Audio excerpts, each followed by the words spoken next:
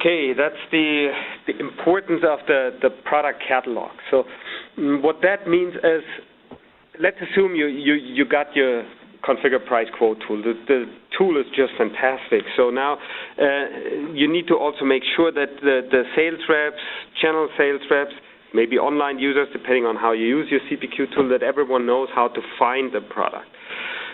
Again, sounds very easy, but you need to think a little bit ahead of time on how you want to do that. What makes the most sense for this? So you will use some additional information like product images. You will have product descriptions, product recommendations that you want to do, and so on. So you need to see how do you sort this in a way that it makes the most sense to the people that will use the tool. And when you look at some examples for product catalog, like we're talking about bicycles, I could distinguish between road bikes and mountain bikes. If I don't have this distinction, I will have a different discussion, because with the CPQ tool, you use this to drive a certain kind of communication for the sales rep, for your channel partner, or interaction on the internet with your end user. So if the more options you give them to search for products that make sense, the easier it will be, the more effective the tool will be. So you need to have someone who knows the product really well, who can make these distinctions. This is usually not someone from IT. This is usually someone who is a product manager, who knows tools, who know how people search for it. The sales ops probably has feedback on this. Sales has feedback on this. You might have others who know what they are looking for. You should also make sure that it's visually appealing, because you see when you have configurators that show images, that give you maybe a little explanation video and what it is, that's much more self-explanatory. If I just see drop-downs, that might be very beneficial, but usually it is enhanced by something graphic, so that makes it a little bit easier for the user to use.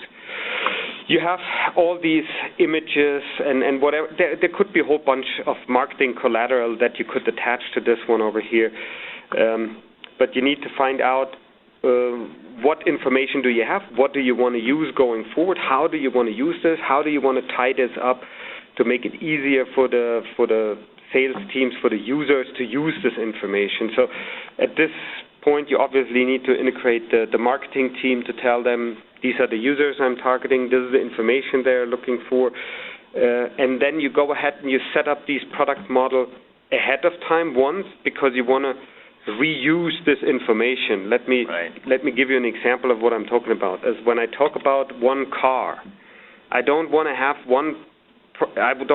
different product models for each and every car. The car is usually the same. I have a steering wheel, I have 4 wheels, I have 4 tires, I have an engine.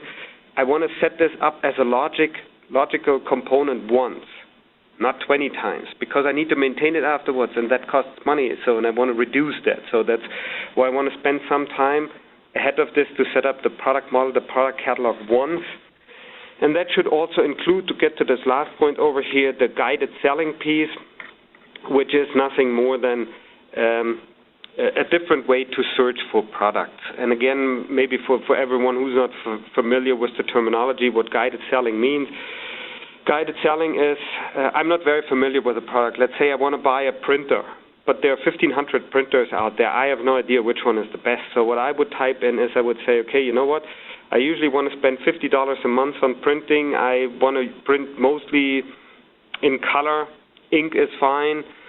And I'm usually not printing more than 100 pages. Now tell me what printers you have. That's a guided selling functionality, right? So in this one, I might want to use to search for products. Sure. So, and you need to spend some time ahead of time, I guess, just to see how do you do that. It should not be random. Spend some time ahead of it, think how you want to do it, and then set it up.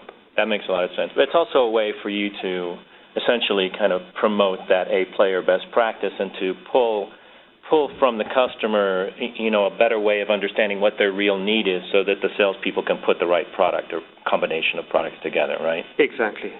Yeah, I think that this is one of the most important best practices. I can tell you from our experience when we're doing the guided implementations where customers are implementing themselves, sort of almost invariably the longest pole is getting all the product information together. So I think your recommendation to people who are looking at CPQ projects out there is spot on this one. Is go find out where all the owners of this product information are, where they are, because sometimes it can be disparate. Make sure that you can get your arms around that and start thinking about how could you best categorize this information and then think about how you want to present, your salespeople want to present it to the customer. So this is what I highly endorse, sort of based on our own experiences, is if this is in place before, and this is something you could do well ahead of selecting the tool, right? Oh yeah, this you don't need the tool to do that, right? So that Right. And so when we get there in terms of our guided implementations, if this is in place, that implementation goes just so much faster.